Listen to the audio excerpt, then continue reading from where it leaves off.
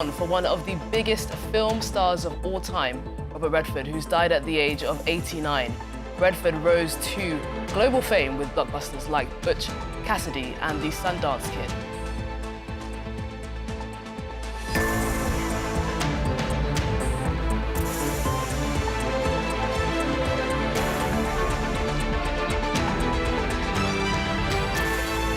It's great to have you with us. Tributes have been pouring in for Robert Redford, one of the biggest film stars of all time, who's died at the age of 89. The Hollywood icon rose to global fame with blockbusters like Butch Cassidy and The Sundance Kid, as well as All the President's Men. President Donald Trump has hailed the actor as great, while Meryl Streep, one of his former co-stars, said, "One of the lions has passed. Rest in peace, my lovely friend." Well, after 20 years in front of the camera, Redford began his directing career before becoming a champion of independent film, as well as founding the Sundance Film Festival. Well, let's talk more about the Hollywood great with Stephen Galloway, who is a dean of Chapman University's Dodge College of Film and Media Arts. And he was for many years the executive editor of The Hollywood Reporter. Stephen, thank you so much for joining us on the programme.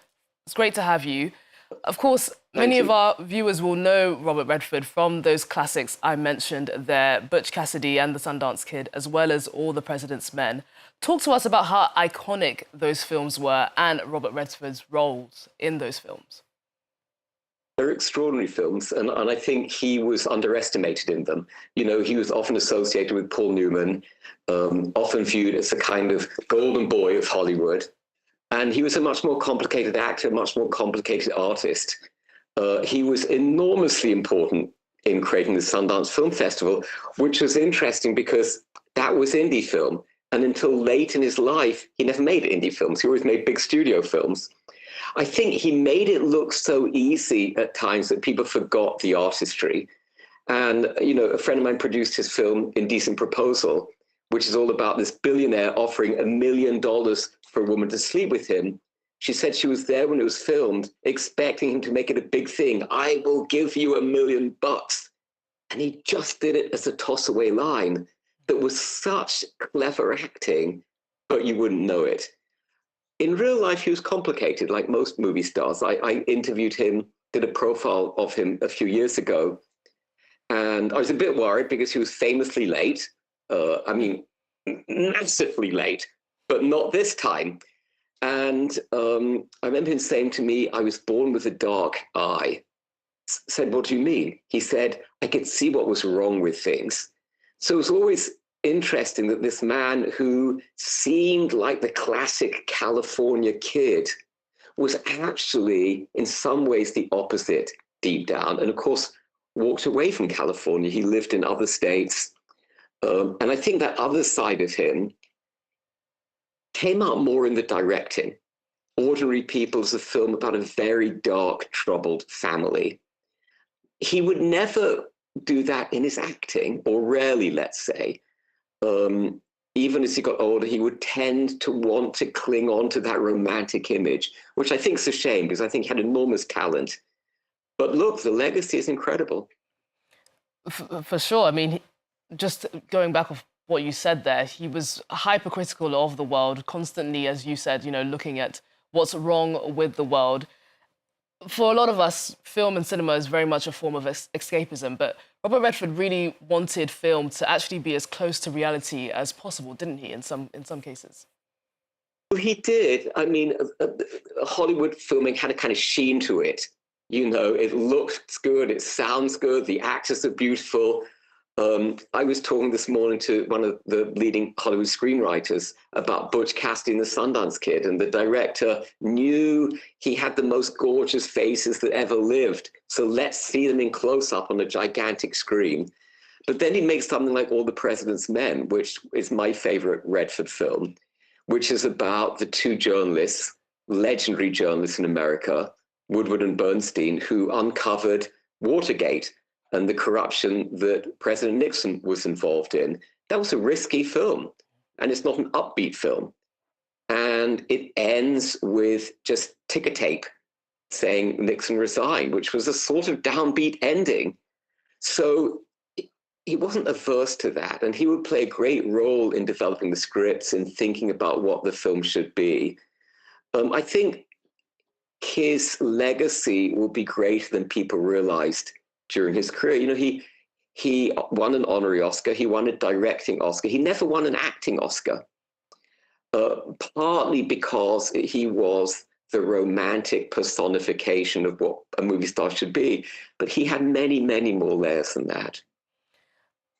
You mentioned there his looks. I mean, he was seen as some sort of a sex symbol back in the US. President Donald Trump, you know, in his tribute today, said that he was one of the hottest that lived. He didn't like people concentrating so much on his looks, though. He famously said that he felt that that hindered his career, that it kept him in some sort of a cage. It did, but he also was a bit afraid to escape from that cage at certain times. For instance, there was a film called The Verdict, a great film with Paul Newman as this alcoholic lawyer. It was meant to be Redford, and Redford spent months and months, if not years, working on it with the studio, and then can never quite bring himself to play this dark alcoholic figure. So I think, and by the way, this is the problem with being a movie star, that a movie star is not an actor. And a movie star is a brand, it's an image. You know, we expect certain things of Tom Cruise. We expected certain things of Redford. So to preserve your movie stardom, you often don't want to shatter that image. I think if he had done, he would have come across as a greater actor, because within what he did it so well, and he made it look so easy. And making it look easy is the art, and you just assume this is who he is, but it's not who he was. He was not the Sundance Kid, you know. He was a richer character than that. Well, Stephen, briefly, I do want to ask you about the many lives that he lived. You know, you mentioned there that he was an actor, he was a director, but he also was an environmental campaigner as well, and he had many wins in that part of his life, didn't he?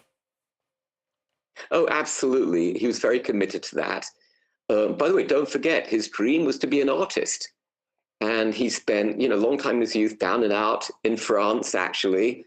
You know, sort of ironic that before Butch Cassidy launched him to fame, 2 years earlier, he'd been, you know, living in a hallway in a hotel, I think, in the south of France, you know, struggling to survive. I think that was always his dream. And I think he realized that he should use his fame and position to do something else. And he did. This year, ironically, is the very last year that the Sundance Film Festival will be held in Park City, Utah. There will surely be a massive tribute, because that was one of the things he did: environmentalism, independent film. Let me use my position to do more, and then also direct. So I admire that about him very much. When I interviewed him, when I did a profile with him, we had lunch in New York. He was very direct. I was shocked.